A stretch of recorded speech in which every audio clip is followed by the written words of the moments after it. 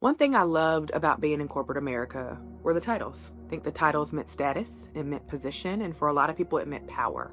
And so when I found myself at a crossroads of determining if I was going to stay in corporate or lean into what I felt was my true calling and opportunity from an entrepreneurship perspective, I struggled. I struggled with the idea of what it meant if I had to drop or leave my title.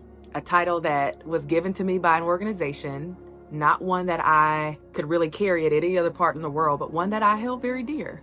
And I think the anxiety, the sleepless nights, the moments of questioning if it was really worth walking away from were all associated to my fear of letting go of that title. I had worked hard for that title, the status that it came with, quite frankly, the power that I assumed that I had with that title. And then close friends and family questioning why I would even think about leaving such a great opportunity, especially where I was in my career. But here's the thing that I realized: calling will always be louder than fear. Calling will always push you to be your highest potential. And it doesn't mean I wasn't doing great things in my corporate career, but there was more that I was responsible to do. And there was more impact that others were waiting for me to bring forward.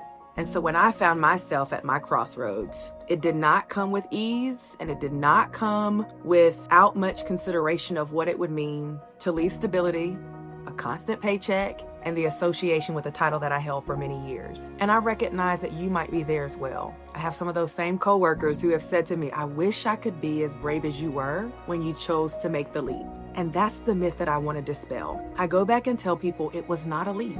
It was several days of telling myself, what will happen if you don't take action now? How long will you let fear immobilize you and keep you stuck? Those were two of the questions that swirled around for a long time. But it took days of saying, okay, I recognize that that's fear, and I recognize that doubt is gripping me, but I'm gonna pursue this opportunity anyways. And that's the advice I would give to anyone that's also finding themselves at a crossroads. It doesn't mean that what you've accomplished thus far was a waste of time. It does mean that it's prepared you for your next. And take that energy and that momentum in preparation for where you're headed. It may be scary, it may come without a roadmap, but you have the ability, the gifts and talents to pursue this big dream, to make an impact in the ways that matter. There's neuroscience research that points to the fact that our brain prioritizes safety in moments of uncertainty and fear. But there's so many different techniques and research and psychology techniques around how we can train our brain to think differently. That means it's accessible. That means that you have access to changing the way that you think. So the self-doubt talk around, am I good enough, can actually be reversed to say, what would a bold leader do?